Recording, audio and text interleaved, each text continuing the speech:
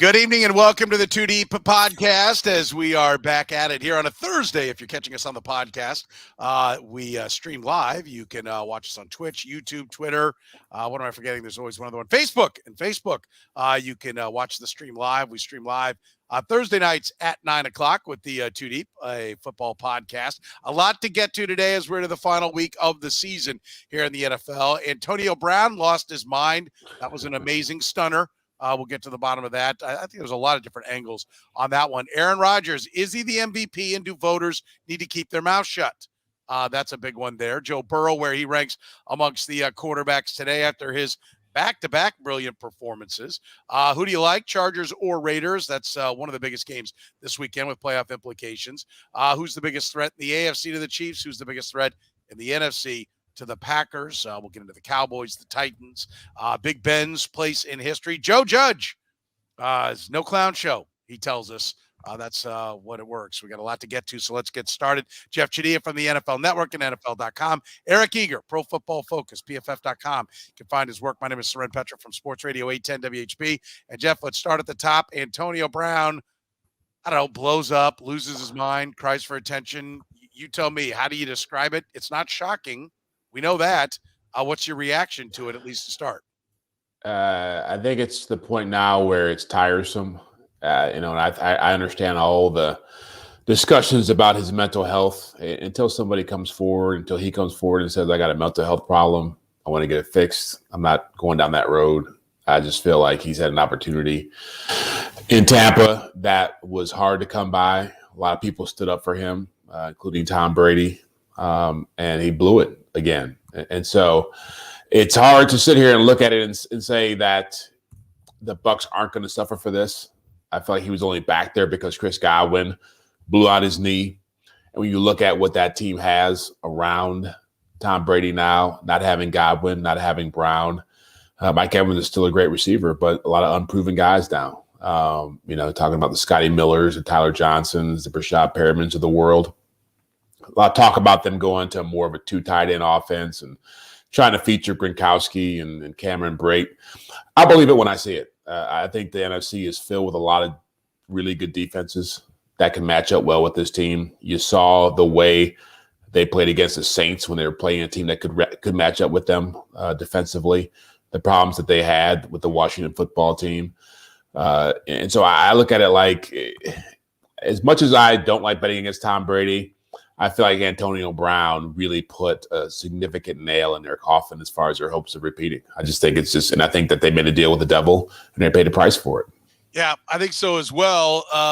Let's stay on that theme first, Eric. Deal with the devil, paying the price. Is that where you leave this one right now? I think there's a bigger picture overall we can discuss about the signing, but right now, is that where you put it? The Bucs are dead with this one? Oh, I don't think the Bucs are dead, guys. I mean, I remember very vividly thinking, oh, crap, the Chiefs have played a terrible first half against Tom Brady and the New England Patriots, and we're only going to go into halftime down 7-0, and then Brady throws the rail route to Philip Dorsett, and Chiefs are down 14-0 at halftime. Brady's made do with a lot worse than Mike Evans, Tyler Johnson, Scotty Miller, Cameron Brate, Rob Gronkowski. Ronald Jones was a 1,000-yard rusher last year. Their offensive line has actually played a wonderful season. I think Brady, it hurts them for sure. And I think if you're breathing a sigh of relief, if you're Kansas City and you catch them in the Super Bowl, you're breathing a sigh of relief if you are the Packers and you catch them in the NFC title game, or you're Dallas or somebody like that. But make no mistake, I think Brady, with the time to acclimate, the best thing that the Bucs have going for them is they have one of the easiest schedules in the NFL. So while we're all sitting here and the Chiefs have to play high-profile games every week against the Bengals and the Chargers, and the Bucs got to play the Jets this week and got to iron out, and then they get to play the Panthers this week. I think that they'll be fine as a team. Now, the Antonio Brown thing, I mean, and there's gonna be talks about this in the comments and stuff like that. Like, we have to be sensitive. Obviously, there are mental health issues there.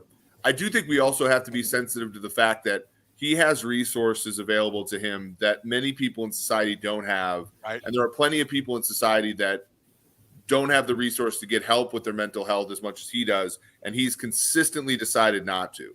And I think that's sad, and I think that's something that the NFL at some point in time just has to come to grips with that. And I know he's a really talented player. He's probably the best receiver in the NFL during a stretch of time, probably a Hall of Fame talent. But that's something that we can't constantly sort of like bring that up in the sense that like he simply doesn't want it, right? And that has to be part of the conclusion. I think there is a bit of maybe tightrope's not fair, but there's a balancing act in discussing this, because I think we're new to the party in treating mental health the way it needs to be treated.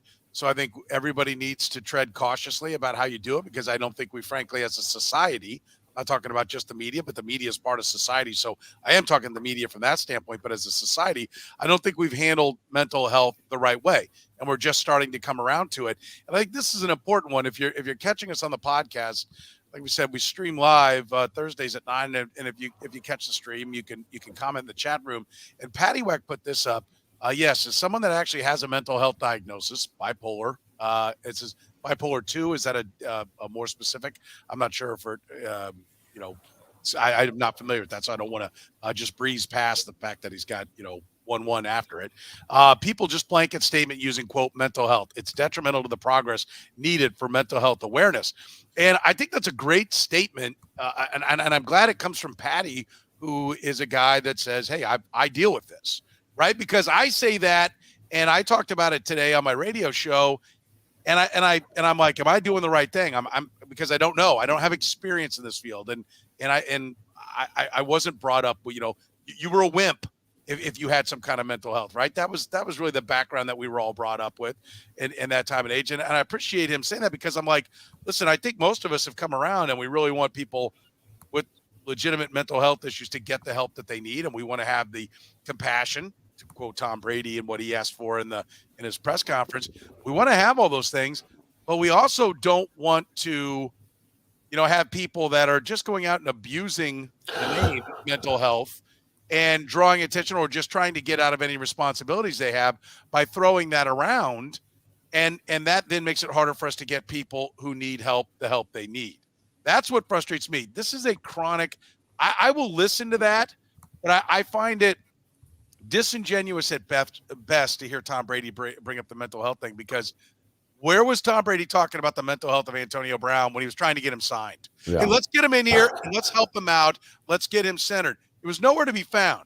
It's just when Tom Brady, who's been the biggest proponent of Antonio Brown, is maybe going to face some criticism, at least this is my view of it, is maybe going to face some criticism. Then he wants everybody to take a step back and let's have compassion and let's remember the mental health side. Well, where were Bruce Arians, Tom Brady, and the Tampa Bay Bucs promoting mental health around Antonio Brown, talking about how they're helping him with it? It wasn't until it was excuse time to maybe explain why they made what at least for this year is a bad signing. Am I looking at that the wrong way? No, and that's how I look at it. Yeah, that's how I look at it. I feel like there is a lot of hypocrisy going on here, and that's my thing. If he needs help, get him help. If this is an issue that involves mental health, let's talk about it openly. Let's have him talk about it openly. There are people in this league who, and I will say, I think this league has made a lot of progress in terms of how they deal with mental health, because Lane Johnson took 3 weeks off. Calvin Ridley left the Atlanta Falcons in week 5 or week 6 and never came back. And they said, he's got mental health issues. We got to deal with this stuff. He's got to deal with it and figure it out. I've never heard anybody say that about Antonio Brown. And I think it does become a convenient excuse for him to do the stuff he does. And it's hard for me to sit here and say, whether you think it's CTE or bipolar or whatever it is, it's like at some point he's got to be the one saying, I got some problems to figure out here. And I'm sorry, I can't feel bad for a guy who quits on his team in the middle of a game, makes a big production about leaving, and it says a lot that no one went after him, aside from Mike Evans. No one tried, because that tells me they were tired of him, and they were glad to see him go. And we've seen this happen in 3 other organizations now, and it's pretty consistent with who he is. Yeah, and the thing is like, I know, a close friend of mine, who's a former member of the Steelers, and like it was, by the end of the day, it was sort of like, by the time it was near the end there, like Mike Tomlin's biggest job was to get their best player to Sunday, right? Like that was, and it was, the word babysitting came up, and like there were a lot of ways that, we've talked glowingly about Tomlin on the show, but like, I think that the issue becomes like, we've tolerated, a lot of his behavior over the years when we weren't quite as awake to what mental health issues, were. And then we get all the way to where it's probably too far gone at this point. And then we want an excuse computer for every single person who was involved in wanting to overlook a lot of these things. And I think that does a disservice to people who truly grapple with these things every day, and grapple with them in a way that is just, again, different than what a pro athlete is going to do, where, significant resources are expelled for people who may not have the resources that Antonio Brown has. And again, I think, like, to both of you guys' points, like, I think it obscures some of the responsibility that everybody has had, Antonio Brown included, to make this thing right. I'm no psychologist, and I would listen to somebody tell me that when I'm oversimplifying things, when I say, listen, there's a difference between someone with mental health who is looking for help, or maybe isn't even looking because they don't know they should be looking, but has a legitimate mental health question, and a spoiled brat. Okay. and maybe I'm, like I said, I am open. I'm smart enough, I think, to at least understand there are things I don't know. And maybe somebody would say, hey, listen, it starts out that way. That may be the seed that's planted. You spoil a child, or you spoil an adult, and you constantly give them what they want. You reinforce bad behavior. They do things the wrong way, and you give them another multi-million-dollar contract. They do it wrong again, you give them another multi-million-dollar contract. And maybe that is the seed that creates, an unhealthy mental situation. And I'm open. I'll listen to that. I also think some people are just spoiled brats. And I think that's the question that's going on here. Either way, the Bucs are moving on. And I think there are a lot of layers to this, because I'll ask this, because I think there are a lot of people who've had enough of Antonio Brown, and I don't want to call them haters, but are just done with him. I would like to see him move on and not see the sideshow. My question, and so this is victory for those people, right? Shouldn't have signed him. He caught a touchdown in the Super Bowl en route to winning a championship last year for the Bucs. Jeff, was this for everything, for how goofy and bad it's ended here this year? Was this still a successful signing for the Bucs? I would say, yeah. I would say in that regard, yes. I think he helped them win a championship. I don't know if they win that championship without him. I think he gave them some extra juice down the stretch. He was banged up a little bit as well, but he made some plays for them. And, Tom Brady, I've known Tom Brady a long time. I've known Tom Brady for 2 decades. And the thing that I say when people start trotting out the names of people still on the roster is that Tom Brady, throughout his career, especially now, is about who he can trust. And he had a tremendous amount of trust in Antonio Brown as a player, that he would be where he's supposed to be, that he could win the matchups he had to win. He had that same trust with Gronkowski. And so when I look at that team now, without him, I look at they're relying on a lot of guys that he doesn't necessarily trust. And I don't know if Bruce Arians trusts him. Like Ronald Jones has not been a prominent player, until Fournette went down, and Keyshawn Vaughn has gotten a lot of run now. The Scotty Millers, the Tyler Johnsons, they had to go out and get AB because those guys weren't delivering in the same way when Tom Brady first started playing for that team last year. So that's really the challenge here, is that, and I do believe he can make chicken salad out of chicken crap better than any quarterback in the history of the NFL. But I do think that Antonio Brown brought something to that offense that they're not going to have anymore. So, yeah, it was successful then, and that's why it hurts them now. Yeah. Did Bruce Arians, Eric, handle this the right way? I mean, I think if you're the PR department, or if you're the legal department of the Bucs, or, just whoever's got to deal with the league, goings-ons, for lack of a better term. That sounds terrible coming out of my mouth as I say it. But my point is, Bruce Arians comes out. I don't know if it was post game or the next day or whenever it was, and it's like somebody said, well, he said he was hurt. He said, do we know that? You see, he clearly was, somewhat contradicting the reporter's question that Antonio Brown was hurt. Antonio Brown's statement was, well, my ankle wasn't good, I couldn't go in. And Bruce Arians pretty much said, do we know that? And then, if they're real, allegedly, Antonio Brown provides, texts between him and Bruce Arians where he's clearly made him aware that he's got an ankle issue, right? And Bruce Arians, again, if these are real, clearly acknowledges it. I mean, did Bruce Arians step in it? Because the NFLPA is not happy when you try to trivialize injuries. So did he blow it, Eric? I think no. Here's the thing. Like, Bruce Arians reminds me a lot of like a politician who, I mean, I don't know if you remember watching House of Cards or whatever, but like where he's sort of like the people around him are like, hey, did you know this about AB? And he's like, I don't want to hear it. I don't want to be responsible for this nonsense when it blows up. And like, that's his fault, right? Ultimately, like, he is responsible for the team. But I also feel like look, when he let Antonio Brown back on the team after Antonio Brown falsified the vaccine card, like, he gets blamed for basically everything that happens after that. Don't you guys agree? Right. Like, I think, like, because you have strike one, you have strike two, you have all this stuff. And Brown was a good citizen in 2020. He did help them win a Super Bowl.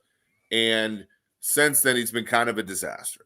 And he's one of those one strike players, right? He had the strike of the fake vaccine card and, the stuff around it, which is like the only reason we knew he had a fake vaccine card was because he stiffed somebody for a service and all this kind of stuff. Like, he's a bad, like, and I think at some point Bruce was like, look, we need to win some football games. Bruce Arians has had a past full, and this is somebody that comes up in KC as well. Like, Bruce Arians is the kind of guy that took a chance on a Tyrann Mathieu, right? Where Tyrann Mathieu, the checkered pass and all that kind of stuff.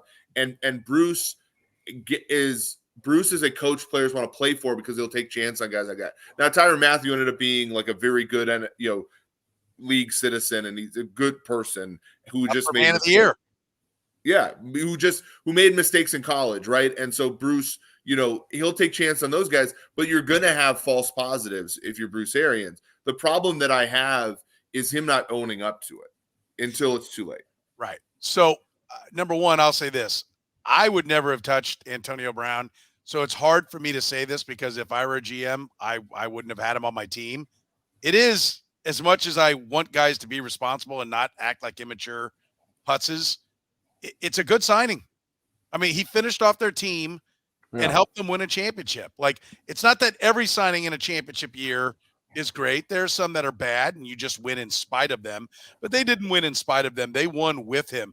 And I think at the end of the day, Bucs fans will say, yeah, it wasn't good the follow-up year, but the first act was great and we'll take it. So I do think in that, like, as much as you may want athletes to all be stand-up guys, he's not. You're not coaching a choir. Right. and so I think you have to admit that there are guys that are worth taking a risk on. And even as bad as this one ended up, it was worth it. But I'll say this, Bruce Arians, to your point about the vaccine card, that should have been it. And when that wasn't it, and Arians even bluffed at it publicly with, well, we'll see if he's going to be back, which is almost just like challenging Antonio Brown to stick it to you, right? Like, he was inviting a fight. And I think Arians doesn't want to be coach speak. He likes to be colorful. He liked when he was in Arizona and the show they had on Netflix, he relished being in front of the camera. He liked that. I think, no risk it, no biscuit. He likes that image, but there is a time to be coach speak, right? And it's dealing with Antonio Brown, and he flubbed it. Well, and I think that whole sequence of events seemed more like something that had been brewing for a long period of time than just one game, one moment in the middle of a game. It felt like I said on the radio this morning, it felt like the fight you have with your wife that's been brewing for 2 months when she's upset about some girl you flirted with at the Christmas party.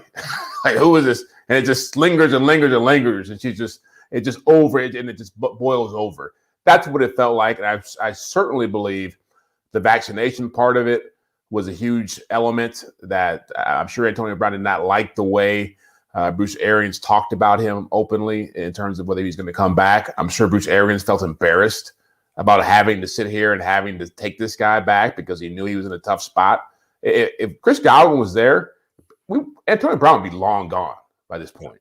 But I think, Bruce Arians is a 68-year-old man who's, used to doing what he wants and used to being glib and having his way. It was just a lot of factors that played into this.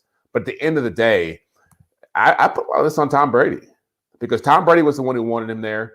Tom Brady was the guy that kept him under control last season. And when it came down to having to talk about him and deal with him this season, it seemed like Tom Brady dropped the ball. Maybe it was he couldn't be in his house anymore because he was living with him last year. But somewhere along the line, Tom Brady lost control of Antonio Brown. And now this is what you see what happens when you lose control of Antonio Brown. Yeah. All right, let's move on. Aaron Rodgers, is he the MVP? And do MVP voters need to keep their mouth shut? Or are they entitled to their own opinion as well? Eric, how about it?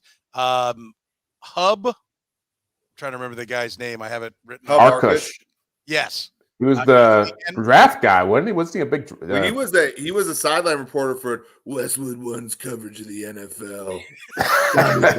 Like they had Hub Arkush on the sideline during the back in the day when we used to listen to games on the radio in the car.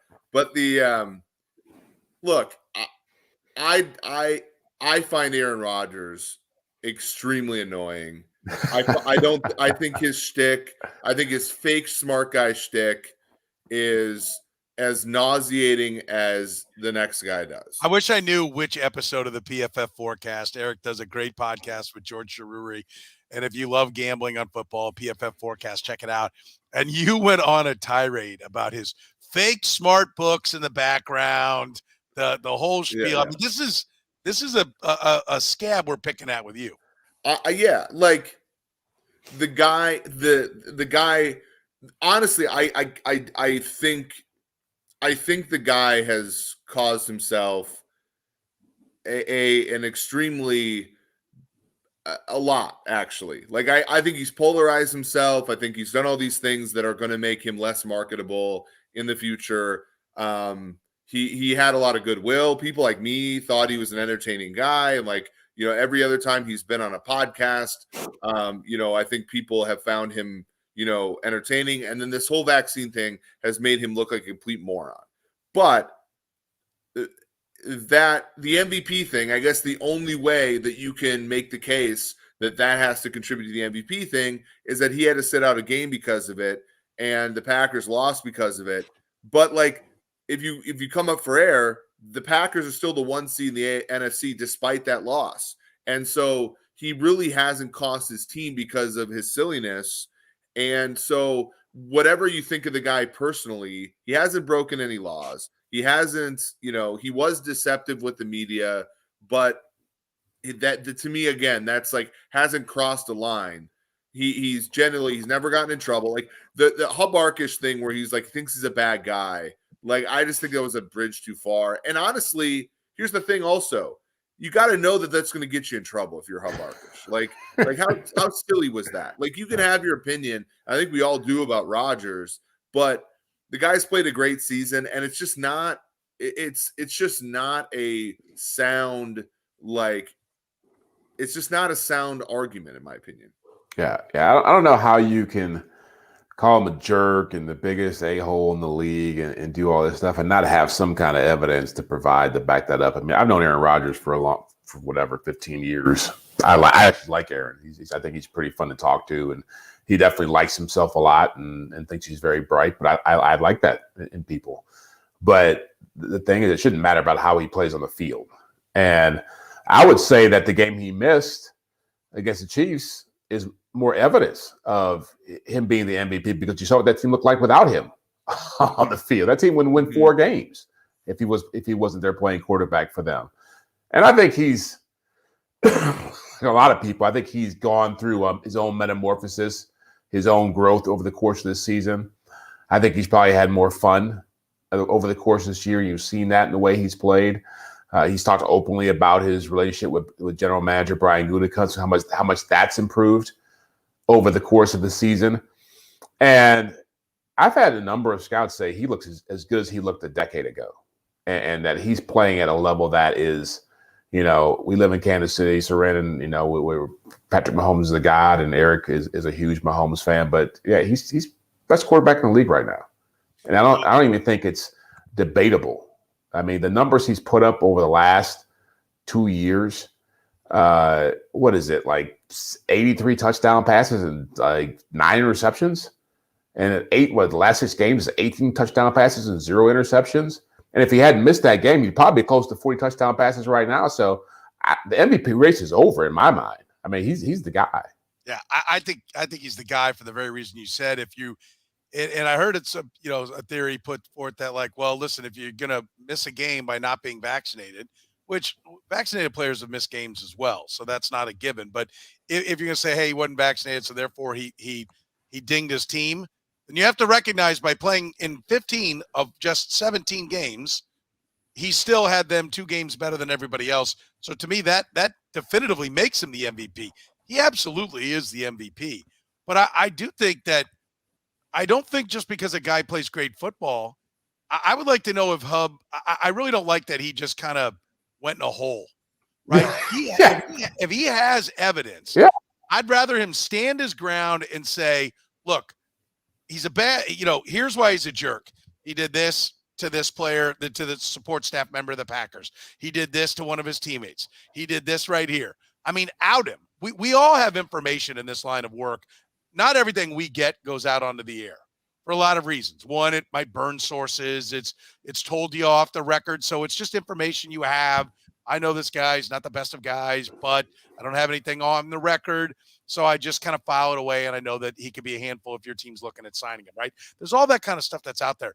But if you're going to go and bring it on the air, then bring it and back it up. And he kind of apologized, but kind of didn't. Then he had, to me, the worst response was like, well, I don't really take it back, but I shouldn't have said it. What is that? Like, as much as Aaron Rodgers has a right to not be vaccinated in this country, Hub Arkush has a right to say Aaron Rodgers is an a-hole. And so why walk from it? If it costs you your AP vote, but you think it's newsworthy enough that the world knows that, hey, Aaron Rodgers is a bad teammate or he's selfish or whatever, then stand by it. Like, I'm always amazed at how often people will put something out there that's strong, then run from it. And then you watch 2 years from now, if a story comes out that says Aaron Rodgers did this, this, and this, and this, somebody actually puts the information out there, like you're saying, Jeff. Yeah. Hub Arkush will be the first guy to run forward and go, see, that's what I was talking about. Yeah. No. If you've got the goods, then expose it. That's my frustration. I think if you have a strong opinion, stand by it. If you've got a reason. And I think that's the whole issue, right? Like, people, the whole like cancel culture BS, right? Which is like, oh, I'm getting canceled for my opinions. And it's like, well, no, you're like, people are trying to hold you accountable for your opinions. And the thing is like, when you shrink from that, like the whole like half apology thing, or the whole, like and I have this issue with Rodgers too. The whole like, oh, well, it's not that my opinion's so bad. It's that you and the media like blow this thing up. Or Antonio Brown was the same thing. Like, it's not like that it's not that I'm a liability to this team. It's that you cause all this. And it's like, no, you like, for me, it's just like, and I guess this is where Rodgers is a better guy than Hub Arkush, because he's actually like, at least like, face the music on some of his opinions. Now, I don't agree with his opinions, but at least he stood up and retold them a few times. Whereas like Hub Arkush was basically like, I'm sorry for pointing it out, but I shouldn't be getting this backlash type of thing. And it's just like, that's kind of gutless to me. Well, I'm always amazed that everyone thinks that, it's America and you have a right to your opinion, but no one has a right to react to your opinion. Yeah. You don't have the right to pretend you're correct. Yeah. I mean, bring it on, but I have every right to crap all over your opinion. If it sucks, I have that right. Let's go. I think it's, I don't understand it. So that whole, I was like, okay, here's a guy who's firing out. Let's see what, and then to immediately turn around. And you know what it was? It was a guy playing to his audience. Yep. Talking to Bears fans who hate Aaron Rodgers, and it was all great. And apparently he's one of the last people on earth that doesn't understand that you put something on the radio, television, or social media, it is out there forever. It will never go away. It's catching fire. Yeah, he's the last guy. Well, and look, I think the whole morality police in the media. It's a dangerous road to get on, because it's this whole bad guy, good guy thing. It's like I don't understand some people's rationale for that. Like you said, do I think Aaron Rodgers is a bad guy because he didn't get vaccinated? No. I think he's a bad guy because he had a feud with his front office? No. And he said there's more to it. Then go ahead and show it to me. But I haven't heard that. I've heard, he could be selfish and he can be arrogant and smartest guy in the room, all that kind of stuff. Doesn't make you a bad guy. And so I think if we go out on this road of, man, he really let his team down, did all this stuff that ended up costing them a game against the Chiefs. There are guys who've done way worse in this league. And they're in Hub Arkush's town. Walter Payton is a guy. Walter Payton did some things that were pretty bad in his own right. And so I just don't think you want to start going down this road of deciding how you decide or evaluate somebody's success on the field based on what you think they are off the field. It's just a dangerous path to get on. Yeah. I don't talk about people's personal lives or their personal thoughts or opinions until it affects what they do on the field. I cover sports. I don't dig into what everybody's, political leanings are or what's going on. Well, you just don't know. Like, dude, Antonio Brown, let's be clear. Antonio Brown's personal life has affected on the But I just remember even like it happens. Growing up in Minnesota, everybody was talking about how great Adrian Peterson was, and then they're all acting surprised when he hits his kid with a stick and he's got to sit out there like a whole year. And it's like, well, maybe we have to stop projecting my big thing is, again, if a guy's great on the field, that is not correlated at all with who they are off the field. They might be a terrible person, they might be a great person, and they might be a very good person and hiding how terrible they are.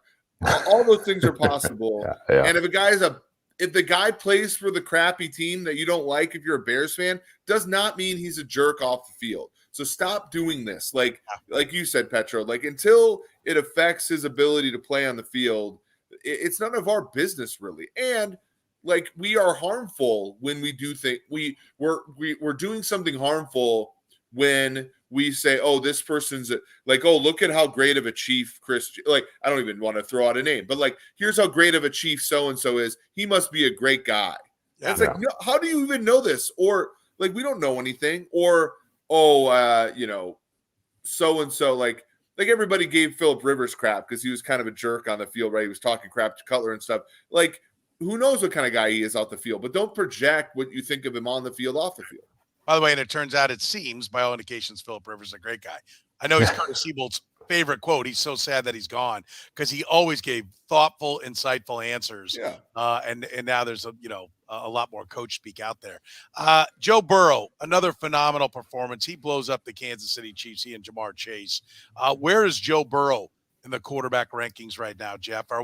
He's red hot through 4 games, a 135 quarterback rating, 11 touchdowns, no INTs, 8 touchdowns, 0 INTs, and almost 1,000 yards in the last 2 games. And he's given the Bengals their first division title since 2015 in his second year. And that's without getting a full year's experience in that second year. And it should be pointed out, I know, Patrick Mahomes played 1 game his first year and then was an MVP. So, giving credit to one guy does not mean you're bashing another guy. For anyone that's, in our market that we live in here talking about the Chiefs. But, he's clearly skyrocketing up the list, right?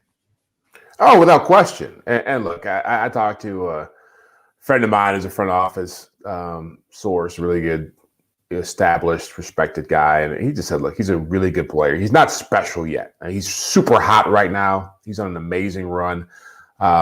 He makes that offense better. He's playing with a mediocre offensive line. He makes that offensive line look good. He takes advantage. The thing that he brings to the table that cannot be denied, which is invaluable, is just the swagger. We talked about this last week. He's given that team an identity they have not had. You live in that town, Eric. They didn't have it when Marvin Lewis was there, when Carson Palmer was the quarterback. He is already probably the most celebrated quarterback they've had since Boomer Esiason was doing the football around there. It's because of the way he plays the game, and you saw that against the Chiefs. Just the fearlessness he brings to it. But do I think he's better than Justin Herbert right now? No, I don't think that. Do I think he's better than Josh Allen? No, I don't think that. I think he's had an amazing run. I think he's going to have a really good career. I think all three of these guys, along with Mahomes, are going to be competing for a long period of time because of the way they play the game. But I would not put him in my top 5 quarterbacks right now. Great run, great game. He ain't there yet as far as I'm concerned. Project me 4 years from now. Do you expect him to be there 2 years from now, 4 years, 5 years? Or do you think this is just kind of – look, Baker Mayfield broke the rookie touchdown record of like Peyton Manning or Andrew Luck. I can't remember which one had it. There was every indication there that, this is going to be the greatest, better than Peyton Manning. That doesn't – just one hot streak doesn't mean you're going to be the guy. But right now, what's your gut tell you? Do you project him to be one of the 5 best here in a couple of years? I think once you push Brady out and Rodgers out, he should be in that conversation. The question is, where do you put Lamar Jackson? Where does Kyler Murray fall? Where does your guy Dak Prescott fall? I think those are the 6 with Burrow. I mean, with Allen, Herbert, Patrick. I think those are that's going to be your group of guys for the next decade. The thing about Burrow that scares me is just he gets hit so much. It's like no one talks about the fact he's been sacked 50 times. And he tore his ACL last year. Is he going to be able to survive? What's that? Portly's tied for 3rd in the NFL in interceptions, right? Like so the thing about Burrow, and this is something that's scary for Chiefs fans. Going into next year, the Chargers have the 2nd most projected cap space. I believe the Bengals are 5th or 6th. Like when you hit on a young quarterback in the draft, and Chiefs know this as much as anybody, the crop is bountiful, right? And so the thing that's nice about Burrow is they also have his top 2 receivers on rookie deals, meaning the sacks, the defense possibly not being all that great. Like those things can be corrected relatively fast through free agency and stuff like that. And if you come up for air, I don't know if anybody knows this, but Joe Burrow is averaging 8.9 yards passing him. That's leading the NFL. And he's doing it with a 70.4 completion percentage, is also leading the NFL. There are fewer than 10 players in the history of the NFL that have led the league in both marks. When I think of 70% completion percentage, I think of like Sam Bradford, 6.5 yards an attempt, or even Drew Brees in that like 7 range, right? Burrow has had a wonderful season when he's gotten the ball out of his hands, to the point that Jeff's making. When he's not sacked, when he's not making negative plays. I think I agree with Jeff. I think he's sort of right outside that top 5. But if you will he be? I think he's still a little bit limited physically. Where I'm going to probably take, if I'm going to the future, it's a great question. But if I go to the future, I'm at least putting Patrick Mahomes, Justin Herbert, Josh Allen, like those physical freaks, and then. It might just be a deck shuffling thing with guys like Dak Prescott and to whether they get in the top 5. Because I think Prescott and Burrow are similar in that neither one has that cannon up for an arm, but both of them have great anticipation. Both of them have like kind of great moxie. Like Joe Burrow is like taking this town over, right? And this is like the first time. I mean, I was in Uber rides like 3 years ago, and the people, I just make conversation and be like, "So how's the team?" And they're like, "Well, Marvin, Dalton." And it's just like, and now these people are like, they're jacked, and like, good for them. They deserve it. Like the guy took over LSU and like led one of the scariest teams in college football history. Like the guy's got it. So I'm never going to count him out. I just say from like a physical standpoint, he's maybe a step below. But he's close. I mean, he's top 10 easy in my opinion. Yeah, I agree that you can't quite put him there with Rodgers and Brady, and maybe even Russell Wilson still holding down spots there. But I will go ahead and say I think he's going to be top 5, because what are the negatives? Taking sacks shows he's got stones. He'll stand in there. He's not gutless, just whipping it out there. He will hold on to the ball to a fault right now, but I think he'll get better at that, of knowing when to throw it away. But he's not going to be a coward.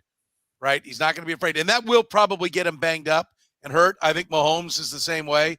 I think he's going to be banged up and hurt more than some other quarterbacks. And the INTs tell me he's not afraid. He's going to fire and fire and fire. And maybe we'll find out that he's got an aptitude ceiling where he can only, he's just always going to be throwing those picks. I think the guy's going to get better at that, and I think he's going to be a stud. I think so. Somebody compared him. I think it was Spags that compared him to Brady. I think he's a cross of Brady and Rivers. Like, I think he's a swashbuckler the same way that Rivers was. And that'll get him in trouble some years the way it did for Rivers. But I think like he's kind of that he's in between those two things. I mean, to get this Bengals team is a ratty bunch. And he's got this team AFC, like, I mean, they beat Kansas City, that to me, like, unthinkable going into the year. And now, it's a remarkable, like, start to a career for him, especially given the fact that his coach isn't a genius. Immovable object meets irresistible force. That's the Chargers against the Raiders. Chargers, Charger, Raiders, Raider, and those are not compliments. What happens in this game? Who's got more at stake in this game, Jeff? Chargers. Yeah, Chargers are the second best team in the AFC West. I don't think it's even close. And they've been up and down all season long. They beat the Bengals handily. If we're looking for a comp here, they went in the Cincinnati and were up 24-0 and beat them 41-22.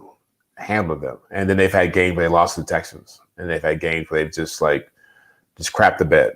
And so this is a chance to redeem all sins. If you're Brandon Staley, if you're Justin Herbert, all these guys who, you look at them and you think they should be better than what they are. And so this is their second chance. And as much as I like what the Raiders have been, and I feel like I've defended them all year long in terms of people writing them off, and I've written them off, but I've always liked their stick-to-itiveness, their perseverance, and I applaud them for being where they are after losing their head coach and having the Henry Ruggs stuff happen and Darren Waller being out, whatever it's been, 4 or 5 games. They somehow find their way in this position. But Chargers are just better. And I think if the Chargers come to play and they play at the level that they can play at, they should win this game pretty easily. And part of me wants them in there because I think they make for a better postseason bracket than the Raiders do. I just don't think the Raiders playing the Chiefs is going to be something I want to see a third time. Okay. Whereas I think everybody will sign up for Chiefs Chargers part 3. Right. Yeah. And I know the Chiefs are more afraid of the Chargers than they are the Raiders. Here's the thing with the Chargers, and I agree. I think the market agrees with Jeff. The Chargers are 3-point road favorites, which is hard to do in division. The total on that game is almost 50. There's only 2 totals in the entire week that are above 45. So this is a game that people think will be played out. Justin Herbert is making one of those turnover-worthy plays on just 1.5% of his throws. He's taking care of the football. Now, the hard part about the Chargers is this is what, to Petro's version of chargering, Burrow, for example, is averaging like 8.7 or 8.4, I think, averaged up the target. Herbert, 7.7. That big arm of his, they're throwing underneath stuff to the running back, underneath stuff to Keenan Allen, and their receivers are top 5 in the NFL in terms of contested target rate. Meaning, like, we come up for air, and as Jeff said, I think if you grade all the players, the Chargers are a good team and that you should expect them to win games. But then they go 9-7. And you're like, well, how the hell are they 9-7? How do they lose to Houston? How do they get blown out by a Ravens team that ultimately wasn't all that good? How do they, all this kind of stuff. And it's the little things. And I think the Chargers leave games to chance that don't belong in chance. And I think, Sunday night, that's what I worry about is I agree. I think it's going to be a close game that the Raiders win, or a game where they blow out the Raiders. And I think it's going to be, like appointment viewing for Kansas City fans because it's going to confirm all the priors of all like these 2 terrible teams in this division.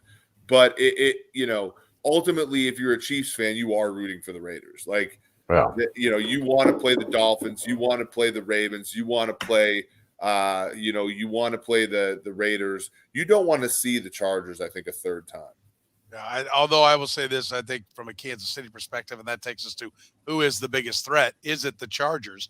Chiefs are the favorite to win the AFC, even though the Titans are the 1 seed, which I think begs the question, are the Titans underrated? But I do think the one thing, if you look to a Chiefs-Chargers rematch, first it was injuries in the first game, and the second game it was COVID. and the Chiefs won one, and a lot of people in Kansas City would tell you should have won the other one as well. Yes, they were close, but does a healthy defense turn that, change that perspective, Jeff, for the Chargers being a big threat to the Chiefs? I think the Chargers match it really well with the Chiefs. I flip it around. I think the Chargers blew the last game they played against them, and so they had a chance to get two. And I know that the Chiefs didn't have Willie Gay and Chris Jones and L'Jarius Sneed. The Chargers didn't have Rashawn Slater, and Derwin James left that game pretty early. But I just think that the Chargers, being familiar with them, the way they built that team, the quarterback, I think so much about the teams that give the Chiefs problems. It all depends on if you have a quarterback who's got some stones to him. If you got a quarterback like Burrow or Herbert or Josh Allen who can go out there and think they can conquer the world by themselves, it gives you a fighter's chance. Because I think you can't be intimidated by falling behind in this Bengals game. The Bengals were down 14, and Joe Burrow was still playing as if it was an even game. And so I think that's the way Herbert plays. That's the way Josh Allen has played against them. And they have enough freakish ability to make things happen. And so I think the Chargers are dangerous in the wild card round. I don't think they can make a big run here. But the biggest threat to the Chiefs is the Bills. Josh Allen, Sean McDermott, well-coached team, good roster, good quarterback. They're the biggest threat. But in the wild card round, the Chiefs and the Chargers, it's going to be a tough game just because the Chargers know them. They aren't scared of them, and they've come here and won a game before. So are the Chargers the biggest threat, Jeff? That's the toughest matchup for Kansas City, the favorite? Or is it Tennessee, or is it? Oh, the Bills. It's the Bills. The Bills. I think the Bills are the scariest team for me if you're the Chiefs, because they are where the Chiefs were in 2019. They'd gone through a season where they'd had a lot of success. They'd won 13 games. They went to the AFC Championship game, lost a heartbreaker. And I remember seeing, on that field, watching Stephon Diggs, and Josh Norman is gone now, and a couple other players sitting out there watching the Chiefs celebrate. And they stay out there for a long time. And those, you don't forget that kind of stuff. Just as the Chiefs, I'm sure, felt that loss to New England and Tom Brady the year before. And as much as they've been up and down, I think having those ups and downs when you've been in that position, as they were in the AFC Championship game, I think they help you become more galvanized. And so I think that, they came here and won by 18 points back in October. Right. They're not going to be scared to come here and play again. No, I don't think they'll be afraid. And I think your comp to the 19, kind of the parallel of the run up to the 19 Chiefs is good, because that 19 Chiefs faced adversity in the middle of the season, overcame it, and got going again late. And that's kind of where the Buffalo Bills are right now. Eric, how about it? Do the odds makers have it right? One, I know you agree from your power rankings, but do they have it right when you talk about the markets, right? The betting markets and how they kind of lead you to what the consensus is. Do they have it right by having the Chiefs as the favorite? One, are the Titans not getting their credit that they deserve? And then two, who is the biggest threat if the Chiefs are indeed the favorite? I think they have it right because we're all, and I said this on your show Tuesday, I think we're all underestimating the value of the 2 seed anyway, right? Like I agree that the team that the Chiefs face in round 1 will be a threat. But I still think, like, even if the Chiefs face the Chargers in round 1, they're 7-point favorites, right? They're big favorites in that game. And so they get to round 2 and they'll be at home again, and that to me, I think is being undervalued. I also think that there's a real chance the Titans lose to the Texans this week. And, why do I like, I was talking to somebody who I'm friends with, somebody who's on the Ravens. I was like, well, so what's your path to the playoffs? He's like, well, a bunch of things that happened flukily the first time have to happen again. Right. So like, and one of the fluky things that happened was the Houston Texans went on the road and beat Tennessee in Tennessee by multiple scores, right? Or I think it ended up being 8 maybe. So that's something that can certainly happen. The other thing that can happen is also, like, the Titans could get beat. And while I think the Titans are being a little underrated, like, I actually placed a bet on them to win the Super Bowl the last couple weeks because I could see the path. to them having the 1 seed and then them having a chance. So they are undervalued in the marketplace, but they do kind of strike me as like the 2017 Eagles, right? Where they get the 1 seed and they're going to be underdogs in every game, even with that, right? And the Eagles in 2017 were underdogs at home to the Falcons, underdogs at home to Minnesota, and then underdogs to New England in the Super Bowl, and won all those games. And the reason they was because of injuries. And I think the same thing with Tennessee here. Now, they don't have injuries to the most important position, but they have injuries to maybe their most important people in Brown and Henry and so forth. So I think the market has it right directionally, but I think that they're overrating the Chiefs a little bit. And to Jeff's point, I think the biggest threat to the Chiefs globally, I think the next most likely team to win the Super Bowl in the AFC is Buffalo. Yeah. I think in any individual game, though, Chiefs should be worried about playing teams like the Chargers, the Colts, those kind of teams, the Titans. I think can all give the Chiefs fits because of the style of play that they have and some of the weaknesses that the Chiefs have. Who's the biggest threat to the Packers, Jeff? Or is it there shouldn't really be one now that the Bucs seem to be down so much firepower and it's just a Titanic bust if the Packers don't get to the Super Bowl? I think quietly it's the Rams.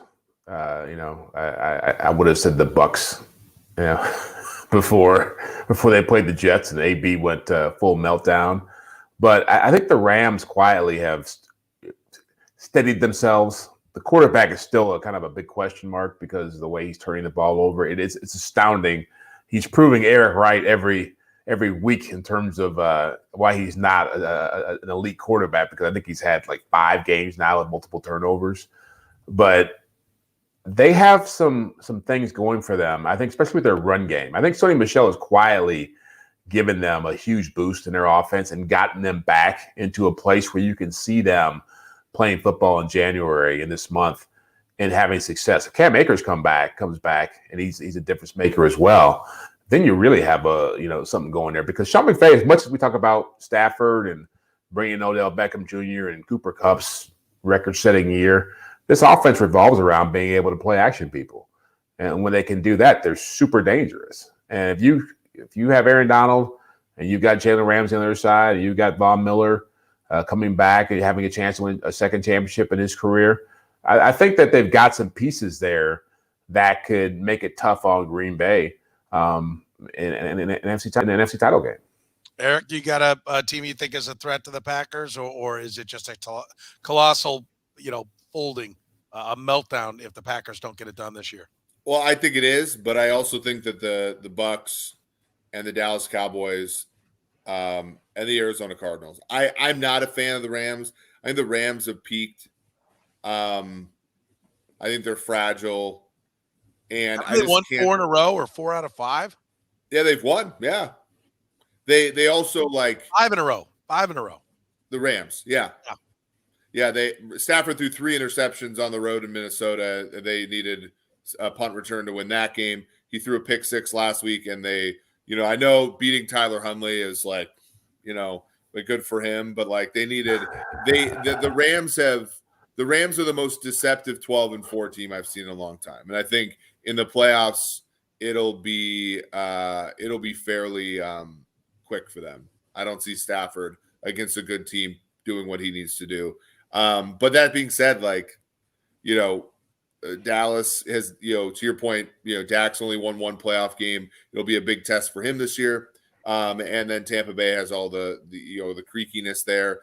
Cliff Kingsbury finally gets to coach in the playoffs, but he's been a guy up until this last week who's been melting down all the second half of the season. So it is, I think, if the Packers don't make it through the NFC this year, I think it'll be a humongous disappointment. I think it's a humongous disappointment because of all the other disappointments. Crap to get off the pot, Green Bay. That's what I'd say is this year in and of itself, when you just look at this year, and in any year, a single elimination tournament, saying somebody's got to win it, the math, Eric, that's foolishness. I get that.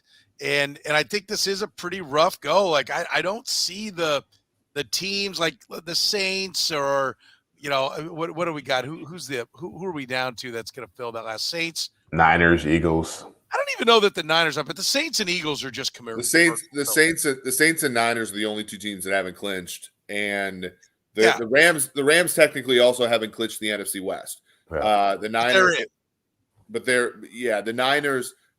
the Niners either need to win or a Falcons win over the Saints. But my point is this: even the Niners are a legit team.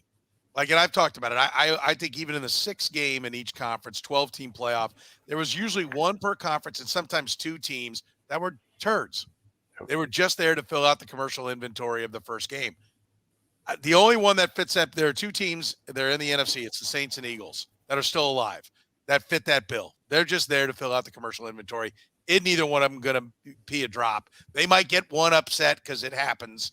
They're not threatening the Super Bowl in any way, shape, or form. No way, no how.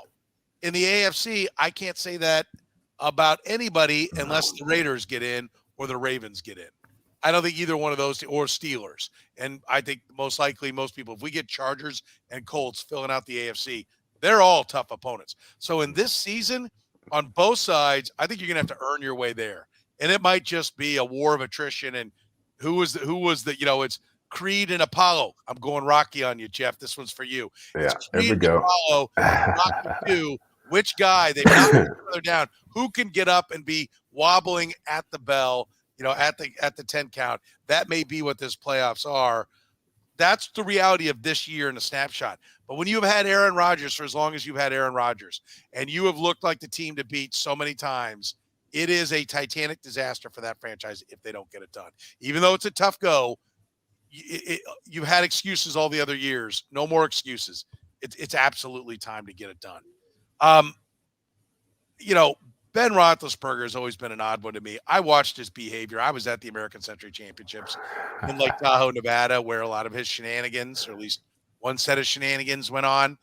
And that is an event that between American Century, the title sponsor, which is a KC company, a financial company, NBC Sports, who is one of the sponsors. I mean, it's not just on their network. It's their baby. They put love into it. And the Harrah's Casino Group. Those are their 3, along with Edgewood Tahoe Country Club. I'm a big fan of this event. All of those companies do a great job of putting on a great event, not just for the golfers, the stars that are there, but for clients of all those companies, right? Whether they're investors or gamblers, Harrah's or clients of NBC Sports, they put on a phenomenal event for the fans. And they have a spiel where they tell everyone who's involved in that, you will treat everybody with respect and you will behave properly or you will not be asked back. And Ben Roethlisberger is on a list of like Roethlisberger, Lawrence Taylor, President Trump, a handful of people that I've watched over the years and getting to go to this thing who are one and dones. And they're like, no, you got to go. And, Ben Roethlisberger was an easy one. He came in, was as sour to anyone and everyone that was anywhere near him. And they mean it. And he was never invited back. And so I get it. We've talked about the on the field, off the field thing. Why did there seem to be a necessity to act like not only was a great quarterback walking away, but wow, this prince of a guy is like everything, to watch ESPN do it, everything. There's a lot more to Ben Roethlisberger than just, and I know right now it looks like the perfect family photo. You're killing the whole image. There's history there. Man, there is history there. I've seen it up close and personal. So I'll stand by. Like, I was like, come on. Like, can we at least acknowledge? Brian Greasy, to his credit, did say something to the effect of, he made some mistakes along the way. I'm like, okay, like, if we're going to tell the story of the man's career, let's tell the story of the man's career. I mean, come on. Where's Ben Roethlisberger's place in history for you, Jeff? Well, after that, man, I got to push him a little farther down. I didn't realize you were going to bury the man before we even started building him up. Look, I think that if he had played in a different era, he would be a lot more lauded. And I think if he had more success over the course of his career, a lot of success came very early in his career, really within the first, 6 or 7 years. He played in 3 Super Bowls and won 2. And so a lot of what he did after that was a lot of really big numbers without a whole bunch of, long-term playoff success to go with it. But it's a diet, not to interrupt you, Jeff, but to kind of capsulize what you're saying, it's a diet Brady career, right? Yeah. Championships without numbers early, numbers without championships late. Now Brady's added on the championships as well. Yep. With Act 3 or whatever we are, Act 10 of his career. But that's kind of where Roethlisberger was without being able to grab those titles late. Yeah, no, that's exactly where I was going with it. And, I think within his era, I would put Peyton, Tom, Aaron as the top 3, and then you'd have Drew Brees in there because of just the overall numbers. But you can't deny the guy won 2 championships, played for a third, and played for an iconic franchise, put up huge numbers. He's going to be a first ballot Hall of Famer. But it always felt like in the last half of his career that he was just – I think he was miscast. I think they got away from what worked for him earlier in his career, and they wanted him to be the kind of quarterback that Drew Brees was and the kind of quarterback that Aaron became. And he could do it, but that was to the detriment of the overall team success. That they just got too far away from it, and they started – they became more of a 3-4 wide open team with AB there and Emmanuel Sanders coming through there and Mike Wallace. It was like all these receivers started showing up, and they got away from who they were. And so I think when I look back at his career, I remember it in full of being a great start, an okay middle, and a sad ending. And I think he probably could have been better than that. Eric, he is 5th all-time in yards. He is 8th all-time in touchdown passes. 2 championships, 3 conference championships, bushels of playoff appearances. Where's he rank in your list? Yeah, he's 6th all time in WAR from 2006 to now.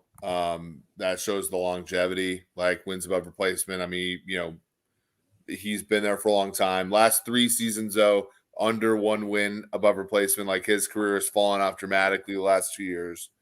Obviously, you have the off the field stuff, which is a combination of bad things and also stupid things, like getting his face crushed by a van when you're riding in a motorcycle. I forgot about that. And making us all watch Charlie Batch play for a couple games. That will always piss me off. But money on that. It's long for Charlie Batch as the backup in Pittsburgh these days. Let's make it easier on Charlie Batch. He was. Look, I think he was a good team. Like one of my very good friends, Bruce Arians, was his backup. Said he was a great teammate to him, and I take those things into consideration for sure. He was a great quarterback for a long time. Won 2 Super Bowls, and one of the Super Bowls he didn't play well in. One of the Super Bowls he played wonderfully in the Arizona game. Yeah, I mean he's not a top 10 quarterback of all time, maybe not top 20. But he certainly had a great career. I'll say that. Like, I don't know if he belongs in the Hall of Fame or not. I think if you put him in the Hall of Fame, you have to consider a lot of other dudes. Yeah. Which is a tricky one. So you think it's a question as to whether or not he's going in the Hall of Fame? You've lost your blanket mind if you don't think he's going right in. Like first ballot going in. First ballot? Oh, yes. Yeah. I'm not saying I necessarily agree with that. I mean, listen, I'll bring our buddy Bob Glauber, who's one of the Hall of Fame guys. Do you have a Hall of Fame vote, Jeff? I don't. No. Okay. I listen, I've talked to some of those guys. They don't want to hear from me because I lose my mind on how they do things. But, yeah, I mean, I'm going to tell you 2 championships for the Pittsburgh. No, I think he'll make it. I'm just saying, but, it'll take longer than I think people believe, right? How much do you want to bet? Oh, they're getting the bus ready right now. How long is longer? How about if he goes in on a second, it's a push. 3 or over, you win. 1, first ballot, I win. I'll bet the steak dinner that Jeff gets me at the Super Bowl on 3 or more. I will bet. Because my issue is, what if Rodgers retires this year? By the way, I would have taken that bet without the 2 as a push. I think he will be first ballot. I think Jeff and I are on. Look, I might just be too much. I might be looking too much into the last few years because he's been dreadful. He was horrendous on Monday, and he averaged 2 yards a throw. The lowest average yards. Did you see Deontay Johnson had 15 targets for 38 yards or something like that? It was honestly, and look, because in my opinion, and people can laugh at this all they want. I know Temecula's out there what is Eric drinking? And I'm actually just drinking coffee because I still have to build this report after this. But I think his career is in the sort of same class as like a guy like Rivers, except for he won 2 Super Bowls, right? So I think Wow. Except for he won. okay, but let's bring this thing back. Let's circle this thing back, Petro. Would you stop? Does Eli Manning make the Hall of Fame? Does Eli Manning make the Hall of Fame? Yes. Eli's going in. Yes. On name alone. Yeah. Does Eli Manning make the Hall of Fame? 2 championships in New York City. And Eli Manning in 2011 had one of the best seasons I've ever seen a quarterback play. But for the most part, he was garbage. Like for the most part of his career. I'm calling off the jam on this because we do have months of shows to do. We won't have games, and we will get into this.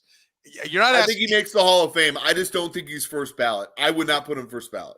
The question isn't what do I think of him? Where do I? You're asking me, is he going in? I've watched how they do it, and guards that are no brainers who should go in first ballot, like Randall McDaniel and Will Shields, wait 5 years. Yeah. Pass rushers who play for teams that aren't in a major market and didn't win a Super Bowl, like Derek Thomas, wait way too Chris long. Coleman too. But quarterbacks that won championships, like Troy Aikman, are sent right in. There you go. A much better quarterback than Big Ben. There you go. Here it is. Take your seat. Here's your gold jacket. Hell, he left the stadium, Eric. He left Heinz Field in a gold jacket and already given it to him. Okay. David Baker was there waiting for him at the locker room. Yeah, that's right. All right, last one. I want to touch on this real quick. I know we're getting late, but Joe Judge. We can dig into this a little bit deeper, but this is not a clown show.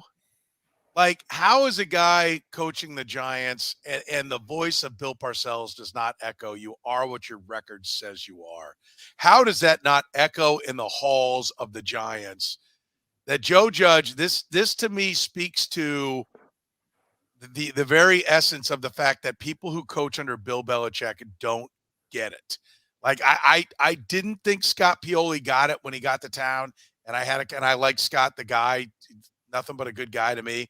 But I remember him kind of giving me the whole process and all this, and I'm like, 3 things are going to matter, man. You got a number 3 pick, you can't screw that up. Get the quarterback right. You've already made the move for Matt Castle, and get the coach right. Right? Like that's like really important stuff. And but he kept talking about the process and the rosters, a lot of other guys. Like that's what I hear from Joe Judge. And I think Scott Pioli can tell you what he did wrong. I think Scott Pioli might be a really good executive again if he got the job, because I think he's the one guy I've heard acknowledge, well, I did some things wrong. You know, his speech at the college graduation was amazing. Joe Judge, you've won 4 games. You're a clown show. There's no other way around it. Like, what is the disconnect that comes with these assistants that come from the Patriots, Jeff? Yeah, well, you're a clown show in a division where the Philadelphia Eagles have a first-year head coach who had a clown show and found a way to turn it into something worth watching. Yeah. Changed the whole offense. Said, we're going to the wishbone. We're going to Wing T. And we're going to win games doing that. And so, yeah, look, he's the latest in a long line of people who come out of the Patriots. And I get it. There's a great respect for what Bill Belichick has accomplished.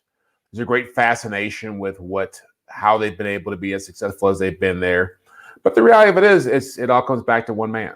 And you're not getting that man when you hire these people. And unfortunately, franchise, I can't believe there's talk that Joe Judge can be back next year. I can't. He is going back next year. Yeah. I mean, that's astonishing to me that you would sign up for that again when you have a chance to make a clean break. They're going to get rid of Gettleman, bring him back. I didn't see it when he came in there. I don't see it now. And it's, but again, Soren, it's like this is the NFL. People fall in love with the idea of somebody has a blueprint on how to win, and we can get it if we get one of their people into the building. It doesn't work that way. Maybe our bigger fear should be that part of the ownership, so they're incapable of seeing what is failure of leadership, but at least they're out representing America as ambassadors in the political landscape of things. That would seem to be a good fit. If you can't figure out your own head coach in the NFL, go out and figure out how to negotiate with other countries. I do have that right, or is that the Jets owner? No, I've got that. I got it back. That's the Jets owner, Woody Johnson. They suck too, so whatever. My bad. They all look alike over there, man. Yeah. Well, as owners right now, they kind of do. Eric, how about it? Why? How? I can't believe those words even came out of his mouth. Like I said, Bill Parcells sat in front of that as the front man of that organization and said, "You are what your record says you are," and that should be printed everywhere. It should be the mantra of anybody who works for that organization. What the hell is he thinking?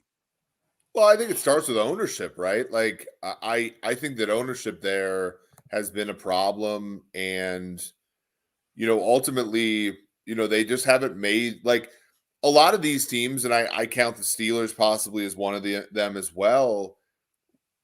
Teams where there was a singular figure of figures that kept the thing above water while the rest of the teams in the league were improving. Once that goes away, it can be ugly, right? And so Coughlin, and I give Eli Manning a lot of crap, but like Eli Manning and Coughlin for a long time, kept that thing above water, right? And then they go away, and then you have, who is the guy with the sideburns? Who is the Packers assistant? You're talking about Shermer? Who is that? No, Ben. What's his name? McAdoo. So McAdoo comes in. He's a nightmare. Shermer goes in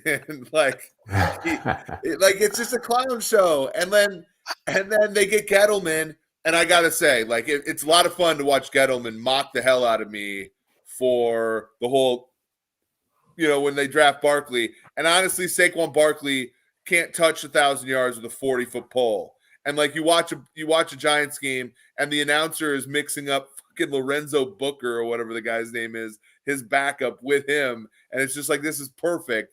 And like it's Devontae Booker, right? Booker. See, I can't even, that shows me how much I care about running backs. I think it's because he's the Utah kid, right? That failed with the Broncos. Yes. Yeah. So a Bronco failure is now like the two-headed monster in New York. Yeah, and the announcers can't tell the difference between the two guys when they run the ball, even though the one guy was this generational talent that we were all mansplained to about why they were taking him there, so I think a lot of it is just like at some point in time, like somebody's getting hung out to dry so that we all like pretend this is all okay, as opposed to sort of breaking it down and starting over and taking a chance and being bold. And like that's what, like, for example, Arizona did when they got rid of Steve Wilkes after 1 year. And like Steve Keim's like, look, I got to take a chance because I can't be bad for that long. Yeah. By the way, I do like this from Temecula Appeal. He gave a great speech talking about his college. He went back and spoke at his college and their graduation. Said maybe he learned something years after lecturing the media that, quote, "It's not all about the quarterback, you guys." I think he did learn something, and I think he would be better. And to Aaron's point, Aaron asked in the chat room about how have Andy Reid's assistants done. He's got Doug Peterson, who's got a championship, right? Fired a couple years later, but he's got a championship. Matt Nagy, I know, is going to get fired, but he went to 2 playoffs in 3 years, his first 3 years there. Ron Rivera took the Panthers to the Super Bowl. John Harbaugh's a Hall of Fame coach. John Harbaugh's going to the Hall of Fame and has a championship. For Big Ben, hopefully. Yeah, I'm trying. Sean McDermott with the Bills is going to the 3rd consecutive playoffs after our franchise hadn't seen the playoffs in like 20 years. And Brad Childress had a good run with the Vikings with Brett Favre. I wouldn't quite call it a good run, but yeah, they made the NFC Championship game. Yes, I knew. I just saw the eyes light up. That's why to see how you react to that. No, I look the Brad Childress is the reason the Vikings haven't canned Zimmer yet, because they signed Favre. Favre takes him to the NFC Championship game. They get Childress a 5-year extension, and Childress is so bad the next year that they fire him 10 games into a 5-year deal. Yeah. Good. It's amazing. All right, real quick, you're one to watch. You got something, whether it's a game, a player, anything that's going on? Is it Antonio Brown and where he might be watching a game later. Jeff, you got something that's got your eye this week? I'm going Antonio Brown's old team, Pittsburgh Steelers, and not Ben Roethlisberger, but T.J. Watt, 21 and a half sacks. Wow. First guy to really challenge the 17-game records being set. I imagine he's going to break Michael Strahan's sack record this week. He had 4 last week. So for my money, Micah Parsons is the defensive player of the year, but my guess is if he gets that record, T.J. Watt's going to get that award. Okay. Eric? Yeah, I like that game as well. By the way, you better not take mine. I will tell you that. Okay, well, look, that game, you know me. I have some Steelers under 8.5 wins. I need Baltimore to, break a 5-game losing streak and win that game. I did bet Steelers +6 when that was available to try to middle. It is now +4.5. That is one I will be watching. Another game I'm going to be watching because I have some New Orleans under 8.5 wins and some Falcons over 7.5 wins is Falcons Saints. Can the Falcons keep their longtime first NFC West rival and now NFC South rival out of the playoffs and spare us all the privilege that would be Taysom Hill in a playoff game?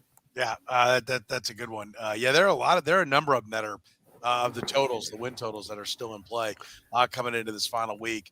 I'm going to go with the 49ers, right? Like I cannot for the life of me get the whole love of Kyle Shanahan. I think he is a great play caller and play designer. And I've talked to enough people that I really trust around the media that, talk about his brilliance there, but like being a head coach, that there's more than that, right? Like maybe he's a Hall of Fame offensive coordinator, but being a head coach means being part of a personnel group that makes the right decisions and gets it right, on that part of the equation as well. And I don't think you can be a great head coach that coaches the offensive side of the ball and never get it right at quarterback.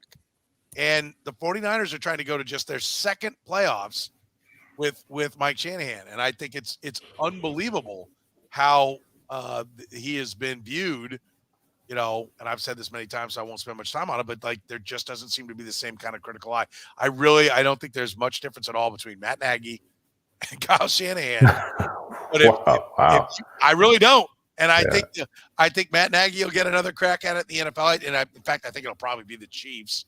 His college teammate is the general manager, and the guy in the chair right now is 62. So I think there's a decent chance he ends up being the next guy there. I'm just connecting dots. Who knows? But I think that's an interesting one there. And then I am going to be curious, is Jim Harbaugh just getting your Michigan boys, Jeff, to give him a raise?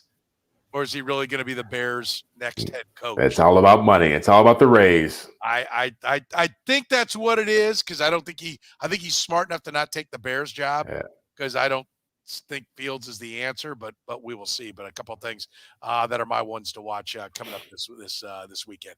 All right, that's going to do it for us. Thank you so much for joining us here on the 2D podcast. Remember, if you're listening to us on the podcast, we stream live. If you want to check us out on video, good-looking guys, trust me. You can also be a part of the chat room. We do that 9 o'clock on Thursdays with our 2 Deep. Our Red, Gold, and Bold, our Chiefs podcast is Tuesdays at 9. We stream that one. And, of course, if you're catching us on the stream, you can get us wherever you get your podcast. Make sure you take it with us. Tell your friend. Give us some nice comments, some likes, some loves on all the different social media platforms. We certainly enjoy doing the podcast. We hope you're enjoying watching it, consuming it, listening to it, whatever it may be. So for Jeff Chadiha of the NFL Network, Eric Eager from Pro Football Focus, I'm Soren Petro saying thank you very much for joining us here on 2D.